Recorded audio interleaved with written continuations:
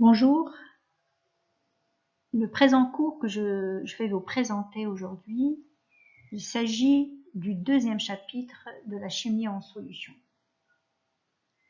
Donc après les réactions acido-basiques qu'on a vues dans le premier chapitre, ici on va voir un deuxième type de réactions qui peuvent avoir lieu en solution aqueuse.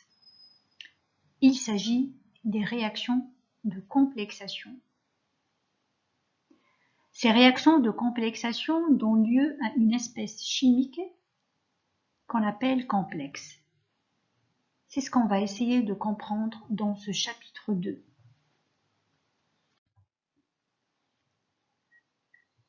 Ainsi, dans une première partie de ce chapitre, qui s'intitule « Les réactions de complexation et complexes », on va discuter 3 points. Le premier point, on va essayer de comprendre ce que c'est qu'un complexe et une réaction de complexation. Deuxième point, on va essayer de comprendre la nomenclature des complexes, c'est-à-dire comment on nomme ces complexes et comment on écrit leur nom. Troisième point, on va définir les constantes d'équilibre relatives à ces réactions de complexation.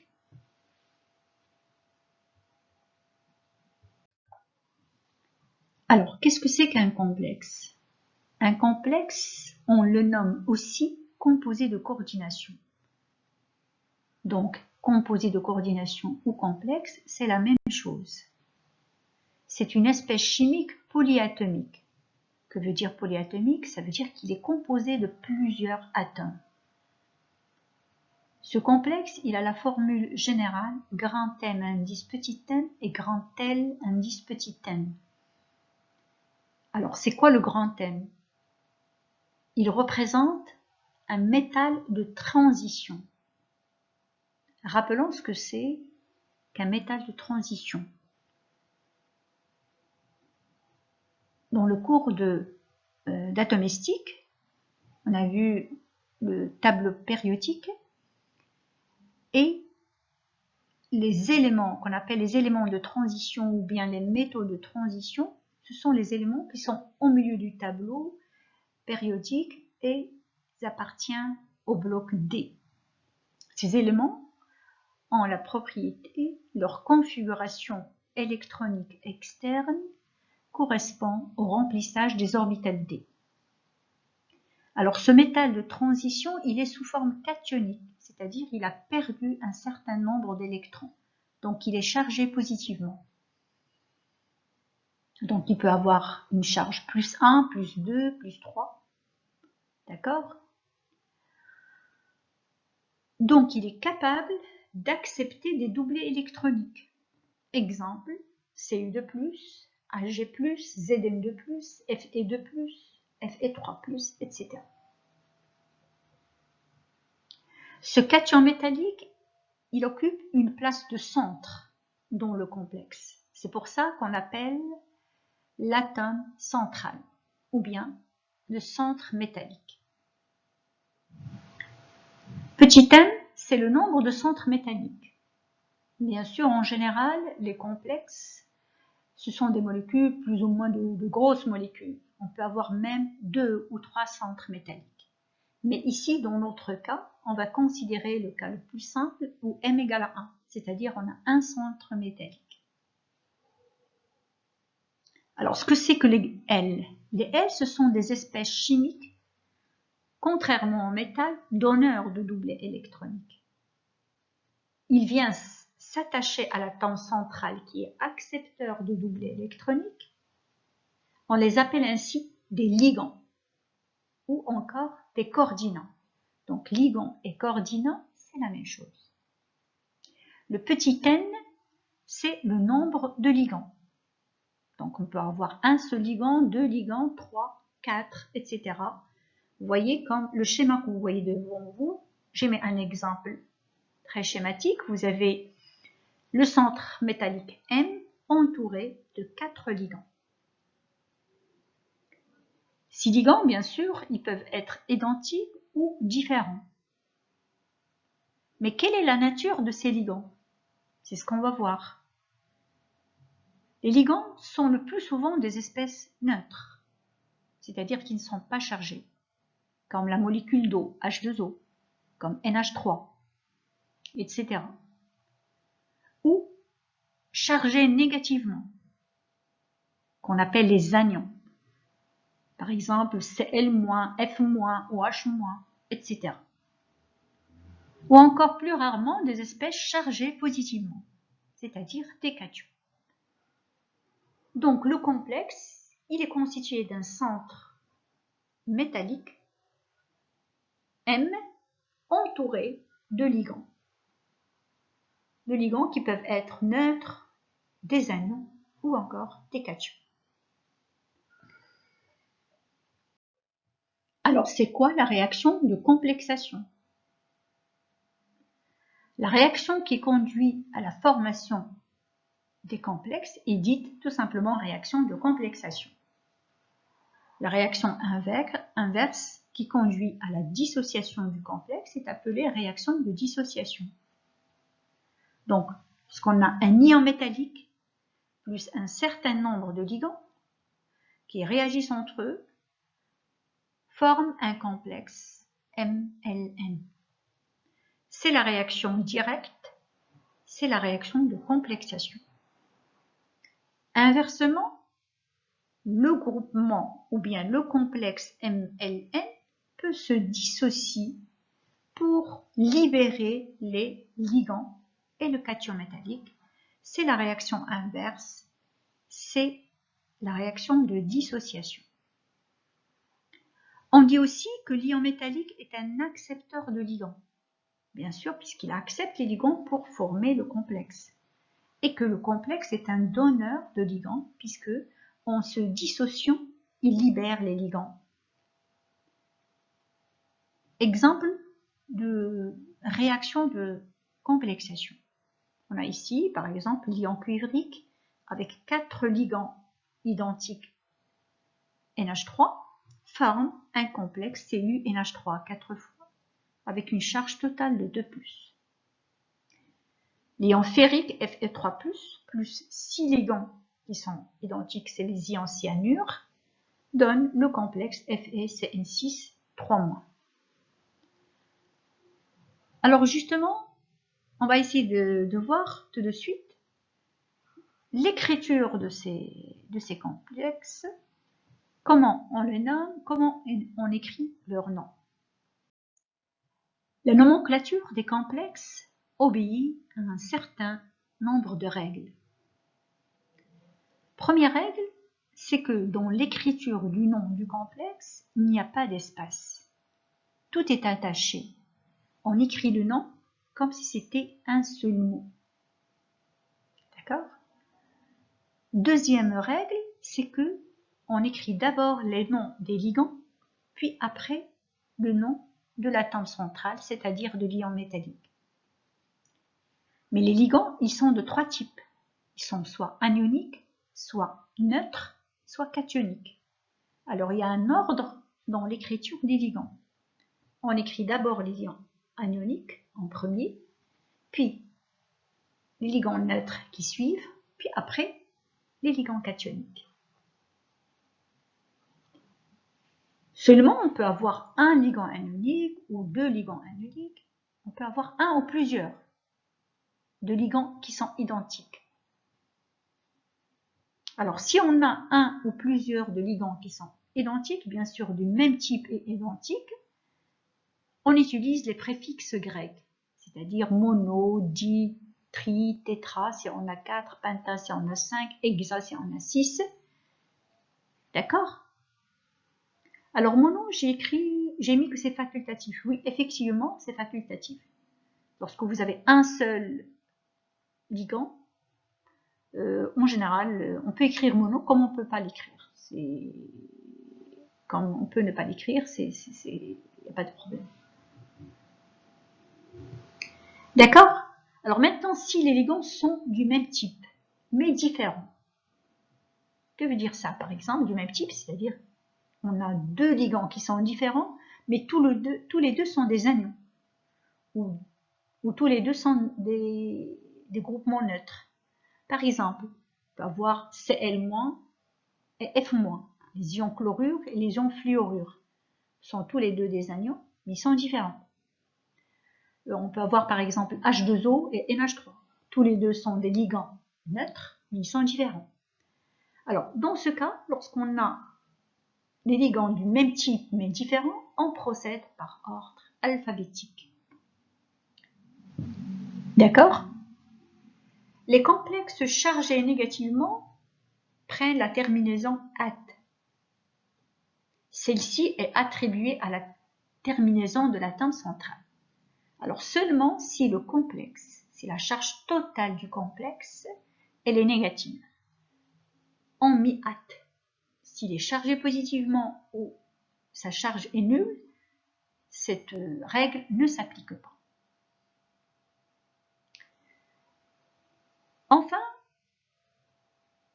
on ajoute en dernier, à la fin du nom du complexe, entre parenthèses, un chiffre romain qui indique le nombre d'oxydation de l'atome central, c'est-à-dire la charge.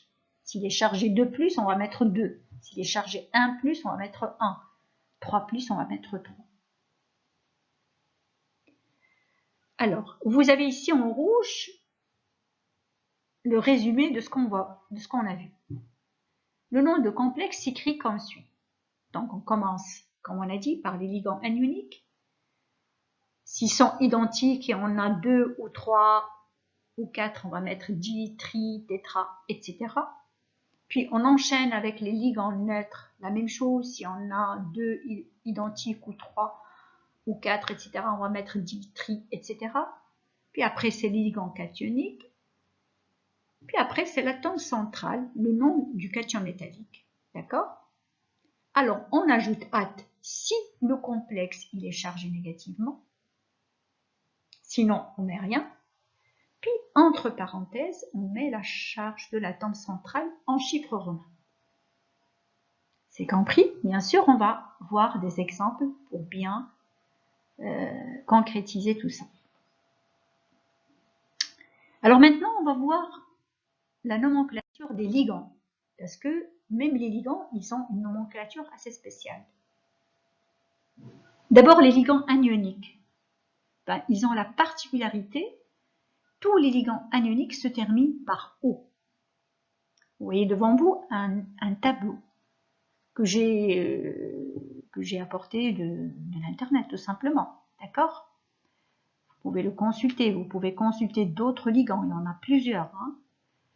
Ça, j'ai ramené ici pour élargir vos connaissances, mais vous n'êtes pas censé de tout connaître par cœur. Normalement, ce qu'on vous demande de retenir, ce sont les choses qu'on vous donne sur le polycope de cours, ou bien les choses que vous voyez en TD. D'accord? Mais là, c'est juste pour vous montrer que effectivement, tous les anions, c'est-à-dire les ligands qui sont chargés négativement, tous se terminent par O. Fluoro, oxo, peroxo, hydroro, cyano, etc. etc. D'accord? Les ligands neutres, en général, ils gardent leur nom usuel, c'est-à-dire le nom avec lequel on les connaît. Par exemple, le groupement méthyle, c'est méthyle. Mais il y a certaines particularités. Alors, ces cas particuliers, vous les avez sur votre polycope de cours. Par exemple, la molécule H2O, on la nomme aqua. NH3, c'est nommé amine avec 2 M. Le groupement NO, c'est nitrosyle. Le groupement CO, c'est carbonyle. D'accord? Pour les ligands cationiques, ils ne changent pas de nom. Si par exemple, anion sodium ou bien anion potassium, Na+ ou K+ fait partie de la composition du complexe, eh bien, il sera nommé sodium ou K+ potassium.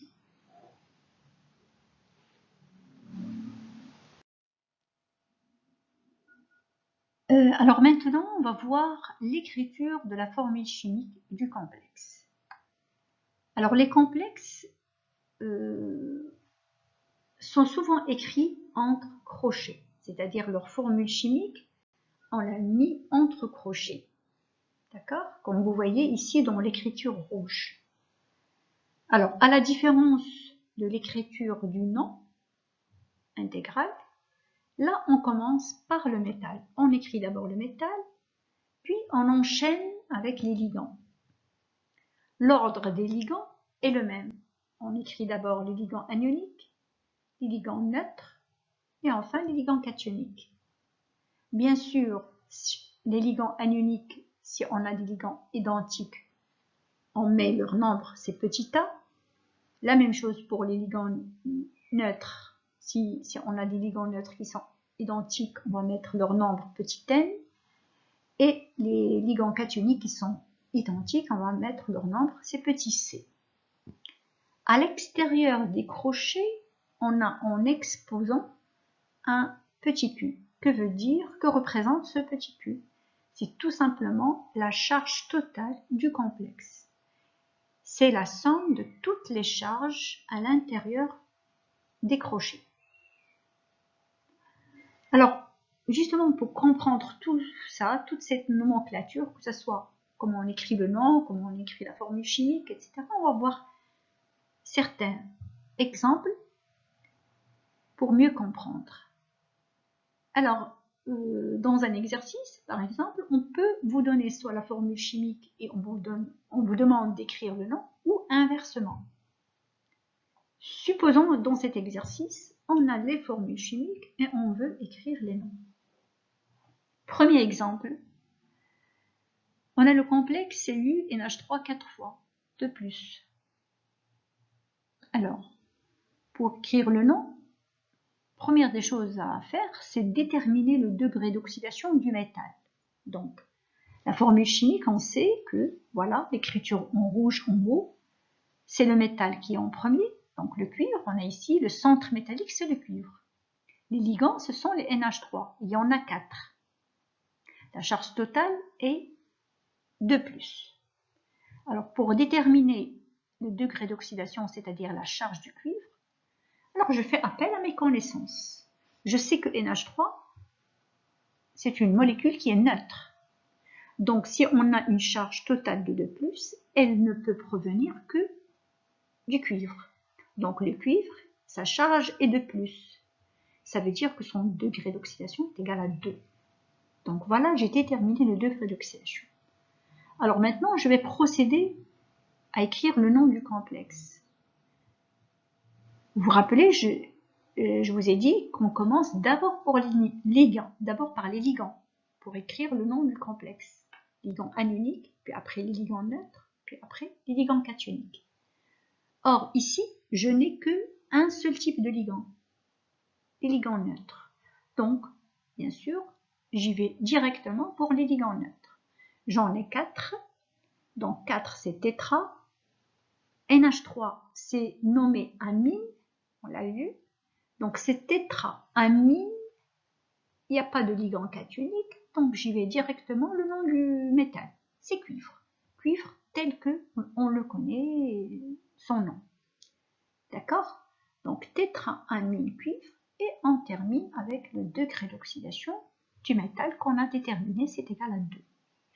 Donc vous voyez que le nom s'écrit en un seul mot, il n'y a pas d'espace, c'est tétra-amine cuivre 2. D'accord? Alors, le complexe FeF 2+, c'est écrit entre crochets, le métal écrit en premier c'est le fer, le ligand c'est le fluor. Là aussi, on fait appel à nos connaissances. Quel est le degré d'oxydation du fluor?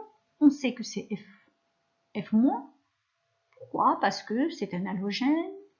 Les halogènes, c'est la colonne qui est juste avant les gaz rares. Donc, l'ion le plus stable des halogènes, c'est X-, c'est-à-dire ils ont un degré d'oxydation de -1. Pourquoi? Parce qu'en acceptant un électron, ils ont la configuration, ces ions-là ont la configuration du gaz rare. Donc, ils sont très stables. Donc, je sais que F, il a le degré d'oxydation -1. Donc, si on a une charge -1 sur le fluor, et la charge totale est 2+, ça veut dire que le fer, ici, c'est 3+.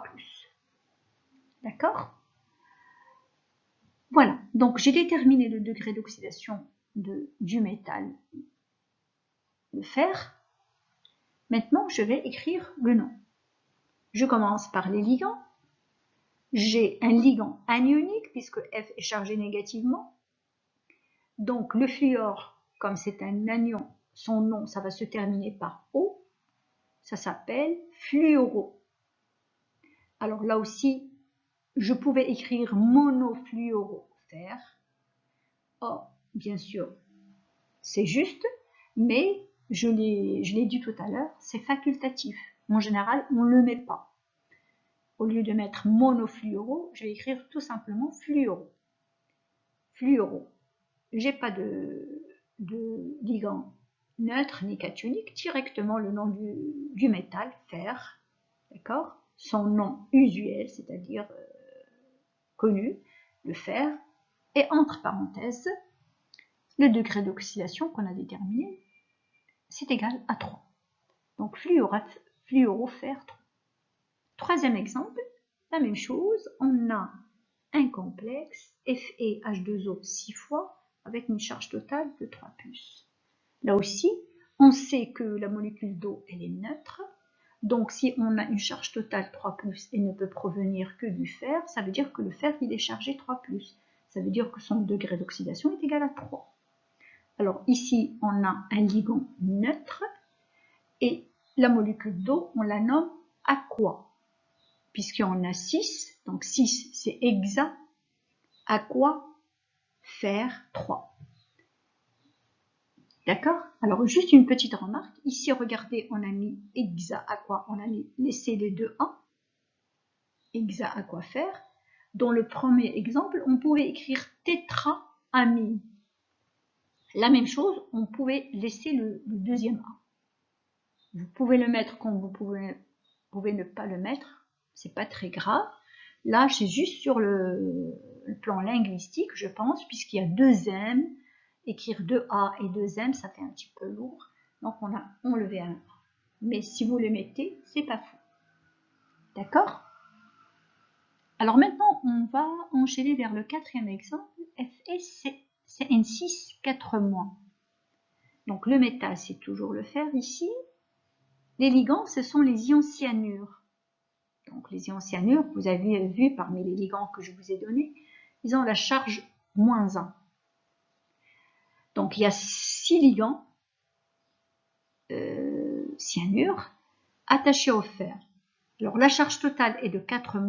Donc, 6 fois -1, ça fait 6 charges négatives. Puisque la charge totale est 4 charges négatives, ça veut dire que le fer, il est chargé 2+. Donc, la charge, le degré d'oxydation du fer ici, dans ce complexe, est égal à 2. Une fois que j'ai terminé le degré d'oxydation, je peux écrire le nom. Donc, ici, c'est des ligands anioniques. Donc, les ions cyanure s'écrit cyano, puisque c'est tous les ligands anioniques, je répète, ça se termine par O. Donc, c'est cyano, il y en a 6, c'est hexacyano. Il n'y a pas de ligand neutre, il n'y a pas de ligand cationique, donc on enchaîne avec le nom du métal. C'est le fer. Mais là, le complexe, il a une charge négative. D'accord? Donc, on a dit, lorsque la charge totale du complexe est négative, on ajoute at. Alors, on écrit ferrate. Là aussi, il y a une petite particularité pour le fer. On double la consonne. Au lieu d'écrire ferrate, tout simplement avec un seul R, on met ferrate. Là aussi, c'est linguistique. C'est juste question de prononciation. Donc, on met ferrate. D'accord? Et entre parenthèses, le degré d'oxydation du fer qu'on a déterminé, c'est 2+. Donc, c'est égal à 2. D'accord? Donc, c'est hexacyanoferrate. Vous voyez, pour les 3 premiers exemples, les complexes sont chargés positivement. Donc, le métal garde son nom usuel. Cuivre, c'est cuivre. Fer, c'est fer. Et la même chose pour le 3e exemple. D'accord?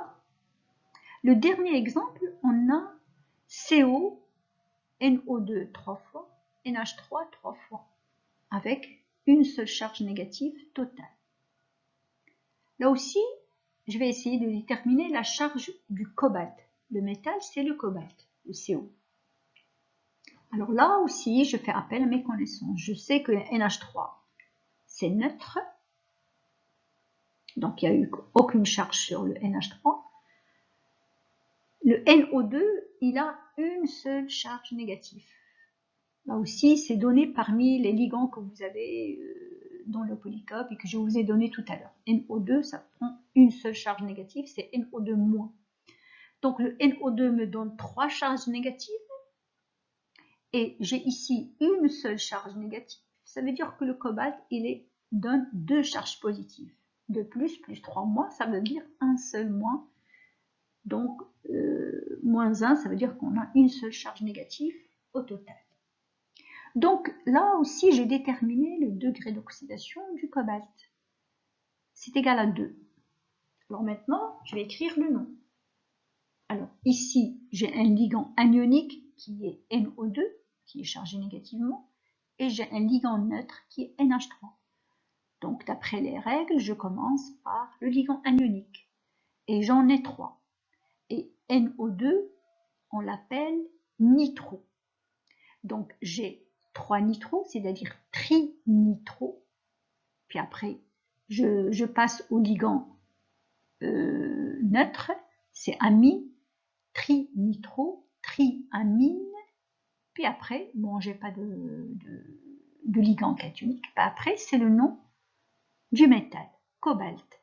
Puisque le complexe, il est chargé négativement, donc j'ajoute ate, donc cobaltate. Et en dernier, j'écris le degré d'oxydation du métal qui est égal à 2. Donc ce complexe, il est nommé trinitro-triamine cobaltate 2. D'accord? Donc tous ces mots, donc je le répète, s'écrivent en un seul mot, il n'y a pas d'espace. Et bien sûr, en appliquant toutes les règles qu'on a vues dans l'écriture et la nomenclature de ces complexes. Vous aurez bien sûr d'autres exemples en TD et voilà, vous aurez donc l'occasion de comprendre mieux cette nomenclature. Maintenant, on va essayer de définir les constantes d'équilibre relatives à ces réactions de complexation. On va d'abord voir qu'est-ce que c'est que la constante de stabilité ou constante de formation globale. Alors la constante d'équilibre qui correspond à la formation du complexe suite à la réaction entre le cation métallique et les ligands est dite constante de stabilité du complexe ou constante de formation globale du complexe. Donc la constante de stabilité, elle est nommée Kc, la constante de formation globale, elle est notée Bn. Alors ce petit n, c'est le nombre de ligands qui entourent le cation métallique. Par exemple, alors c'est quoi ces constantes de stabilité? C'est tout simplement la loi d'action et de masse ou bien la loi des équilibres appliquée à ces réactions de complexation. Par exemple, on a une réaction de complexation entre les ions cuivriques Cu2+, et les ligands NH3. Formation du complexe Cu NH3 4 c'est une réaction de complexation. Donc, à l'état d'équilibre, une fois la complexation s'est faite, on atteint un état d'équilibre. À l'état d'équilibre, on applique la loi d'action et de masse. La loi d'action et de masse nous dit qu'il y a une constante à l'équilibre qui est proportionnelle à la quantité de matière à l'équilibre des produits et des réactifs, c'est-à-dire du complexe et du cation métallique et des ligands, qui est égale à la concentration du complexe sur la concentration de Cu2+, que multiplie la concentration de NH3 à la puissance 4. Donc c'est la loi d'action de masse que vous connaissez, qu'on applique à n'importe quelle réaction en équilibre, tout simplement. Alors ici c'est une question de nom. Comme pour les acides bases, on l'a appelé Ka, relative aux réactions acide-base. Ici, on l'appelle Kc, constante de stabilité des complexes, ou encore bêta 4. Pourquoi bêta 4? Vous aurez l'occasion de mieux comprendre pourquoi on utilise cette notion de constante de formation globale lorsqu'on va voir la deuxième partie de ce chapitre. Pour le moment, ce que vous devez savoir, c'est que Kc ou bêta 4, ça veut dire la même chose. Ce n'est autre que la constante à l'équilibre qui correspond à la formation de ce complexe. D'accord. Alors, on met 4, indice petit 4, parce qu'ici, il y a 4 ligands. Si on a 2, on va mettre bêta 2. Si on a 3, on va mettre bêta 3. Tout simplement. D'accord? La même chose pour le deuxième exemple. Vous avez la même chose. D'accord? Donc, la constante de stabilité, ce n'est autre que, je répète encore une fois, que la loi des équilibres appliquée à réaction de complexation. C'est juste, elle est notée différemment pour la différencier des autres réactions, acide-base, etc., etc. D'accord? Alors, qu'est-ce que c'est maintenant qu'une constante de dissociation ou constante de dissociation globale? Donc, on a dit qu'il y a, la réaction dans le sens direct, c'est la réaction de complexation. La réaction indirecte, c'est-à-dire on a un complexe qui va se dissocier pour donner l'ion métallique et les ligands. C'est la réaction de dissociation. Donc, à cette réaction de dissociation, là aussi, on peut appliquer la loi d'action et de masse. Appelée encore la loi des équilibres. Donc, on lui fait correspondre une constante K à l'équilibre qui est en fonction, bien sûr, des produits sur les réactifs. Comme vous voyez sur cet exemple, on a AgNH3+, donne Ag+, et les ligands, c'est-à-dire l'ion métallique et les ligands NH3. Alors là, c'est une réaction de dissociation, on l'appelle Kd, tout simplement, constante de dissociation, ou bien, là aussi, on adopte l'appellation constante de dissociation globale, comme tout à l'heure pour les bêta, constante de formation globale. Mais pour le moment, ils veulent dire la même chose. C'est la constante à l'équilibre, tout simplement.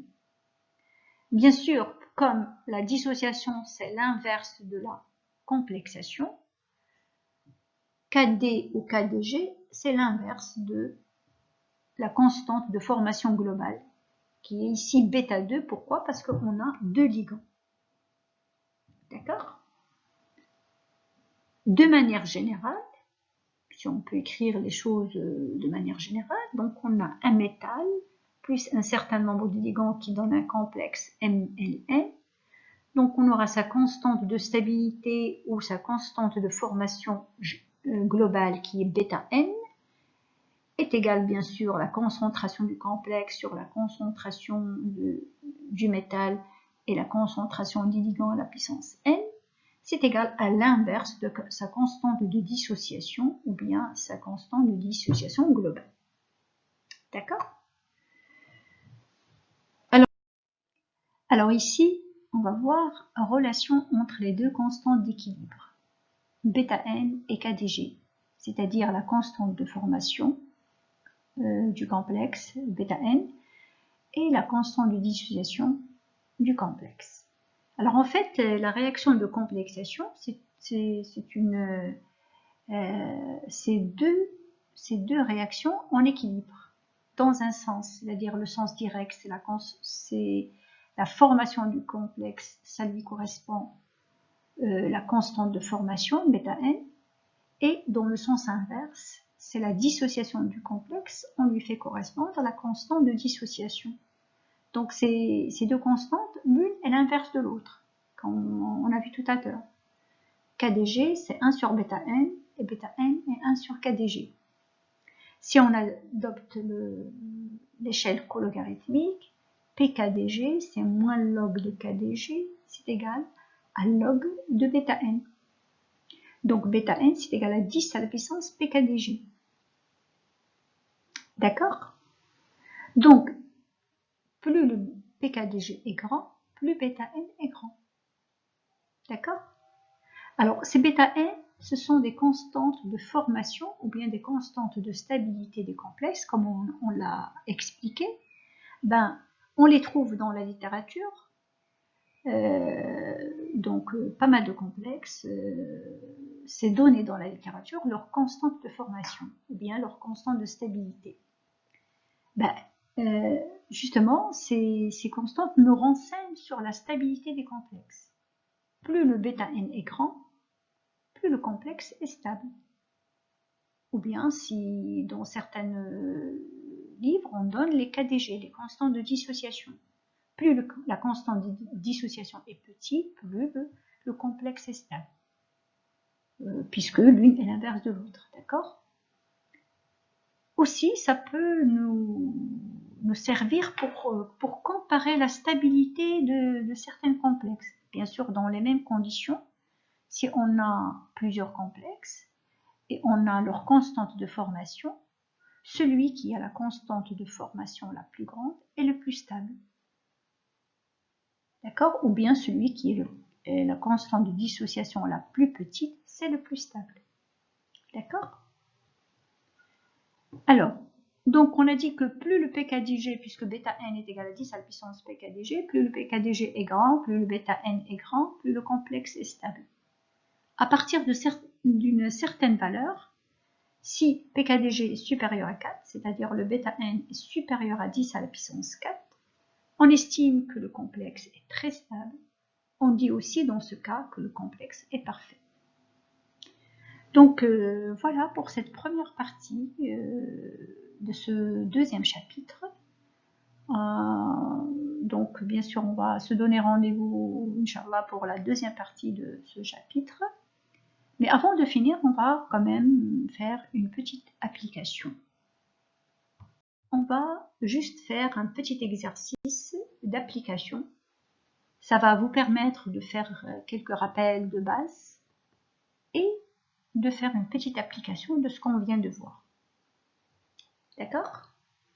Alors ici, on a un mélange de 50 ml d'ammoniac de concentration 0,1 et 50 ml de solution de nitrate d'argent de concentration 0,05 mol par litre. À l'équilibre, on nous dit que la concentration des Hg+, est égale à 7,9 10 à la puissance 0,4 mol par litre.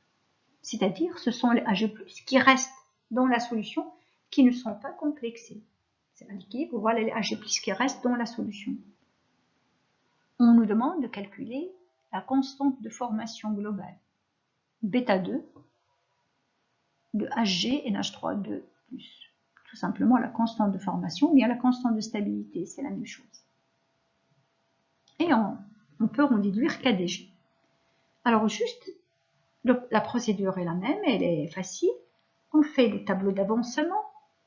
On sait que 1 mol de Hg+, réagit avec 2 mol de NH3, qui nous donne 1 mol de complexe, c'est la stoichiométrie de la réaction. Donc on va raisonner en termes de mol. Donc on calcule le nombre de moles initial, c'est C1V1, c'est la concentration que multiplie le volume, c'est 0,05 que multiplie 50 ml 10 à la puissance moins 3. Ça nous donne 0,025. Calcule le nombre de moles de NH3 initial, de la même manière on trouve 0,05 moles de NH3. Ça c'est la quantité de matière qu'on avait initialement. Après réaction chimique et lorsqu'on a atteint l'équilibre, à l'équilibre, on a un certain nombre de moles.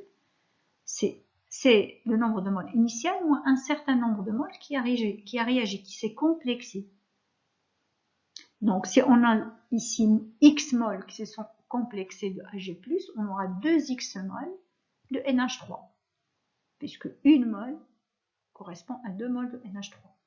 Donc ici, c'est 0,025 moins X, ici, c'est 0,05 moins 2X. Et on forme X mol de HgNH3. D'accord? Alors, β2, c'est quoi? C'est la concentration du complexe sur la concentration de Hg+, qui multiplie la concentration de NH3 au carré. D'accord? La concentration, c'est un nombre de moles sur volume, donc c'est X sur V. V, c'est le volume total. c'est 50 plus 50, c'est-à-dire 100 ml, 10 à la puissance moins 3 litres. La concentration de Hg, c'est 0,025 moins X sur V. La concentration de NH3, c'est 0,05 moins 2X sur V, le tout au carré. Alors, on sait, donc il y a une donnée ici, c'est la concentration de Ag+, ici dans B2, c'est la concentration de Ag+, qui reste en solution, qui ne sont pas complexées, et qui a été donnée dans l'exercice, c'est 7,9 10 à la puissance moins 4 mol par litre.